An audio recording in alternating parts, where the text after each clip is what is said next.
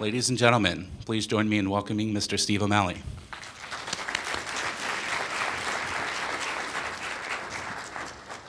Thank you very much, Robbie.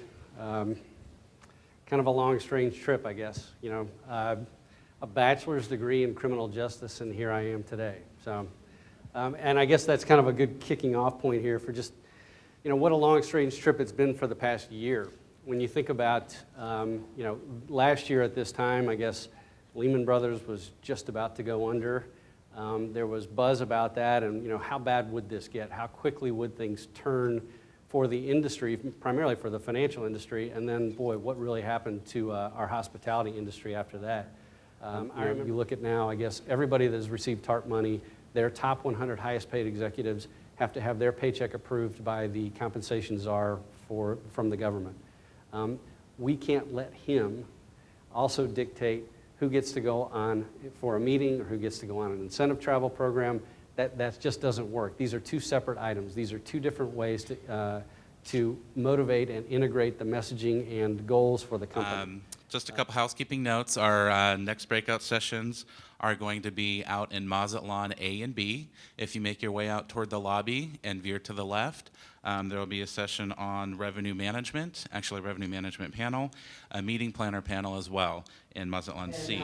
So what I'd like to do is ask the panel, each of them, kind of what are they doing right now for their budget season?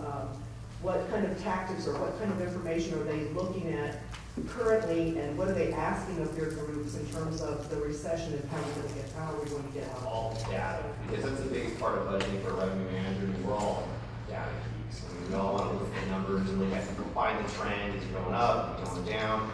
And so we put together this huge spreadsheet essentially that will kind of encompass a lot of data and really kind of analyze piece by piece, segment by segment, account by account. You know, where is this going? Is it trending up? Is it trending down? For the last few months is trying to figure out what is what's on the books really what's on the books. So going back to looking at the group and saying, okay, how have the groups been sliding over the course of last year? How are their rates been declining? What's the competitive set been doing to react to those rates? And really trying to get the data in our systems clean to where we think the new projected room nights or the new ADRs or commissions or incentives or whatever, that we've netted the rates out correctly, so that when we go back to apply the current trend and pull it through 2010, we actually know what those numbers are. Most of my salespeople are coming back and telling me that meeting planners are not willing to sign contracts in 2009, but they are looking at 2010 and they are anticipating having meetings in 2010. So even though it won't be a rebound or the back half of the theme that economists like to talk about, there should be a small pickup in group signings for the first part of 2010, and we should start to see some group business rebound a little bit, I'm hoping. So I'm a very strong believer in being very visible in organizations, but being active in them too. I'd like to add to that if I could. A lot of times people say they can't make it to the meetings, and I understand that. Some of you know the Southern California chapter of MPI has over 900 members, and only about 200 show up at any given monthly meeting. But we've had a lot of people on the membership committee that are not even in California. They are members of the chapter, they're in another state, they are there for all the conference calls, they teamwork us when we're checking on renewals and such. So don't feel that you have to be physically present to be on your committee. And we spent the one-on-one 15 minutes with probably 15 of them. And we picked out which ones we wanted to go to, and they assigned the others. So if I never went to that hotel, they at least talked to me, found out if there was anybody else in my company. And some of them I said, I'll never use your hotel. And we just discussed the economy and how they were doing business and their selling options is how to sell the corporate planners. Dell claims that they generated $1 million worth of sales after launching an integrated social media initiative. And they did lots of different things. They had forums and blogs and media gallery, wikis on some different subjects that people could contribute to. They created groups around different issues such as government affairs and education. Idea Storm, where people contribute ideas to them that were invited, very much like Starbucks has done, allowing people to post pictures and videos and tweeting. They put it all together, and they felt they got direct, tangible results. That we bring all of your passengers here to enjoy your destinations and have their meetings and conventions. And so that's why I feel so strongly that airports should be part of the mix when we're talking about sales and marketing strategies for conventions. How can we work together to bring more people into the destination? And how can we make their experience the best? I mean, you guys all are out there selling and marketing your destination, but their experience really starts and ends at the airport. So how can we work together to make that more of a positive experience to improve all of our bottom lines? Let's give So them it's feedback. really exciting. Feedback. Like, why are you late? Why are you late? We have salespeople that are late for site visits. Ask the customers. They come running down disheveled, like, oh, I'm so sorry, I was just running late.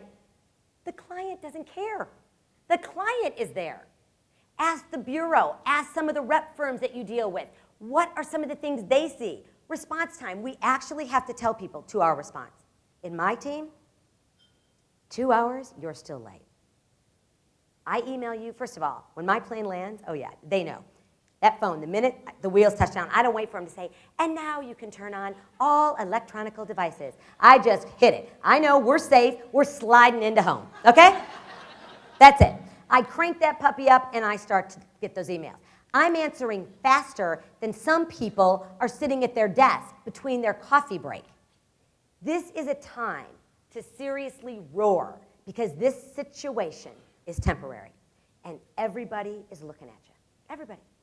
The general managers, the director of sales and marketing, the regional VPs, everybody knows who is stepping up to the plate. And it's not that hard.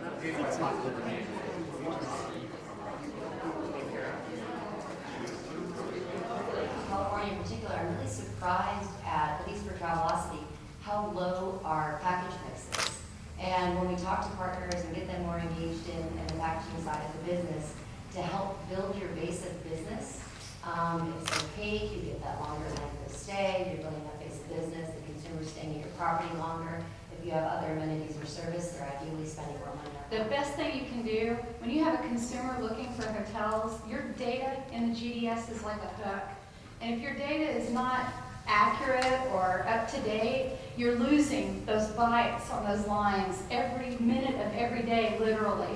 So I encourage you to get your data, review it. It powers the IDS, and it also powers travel agents. We look segment by segment on what's down the most. We all know that corporate business is pretty much non-existent.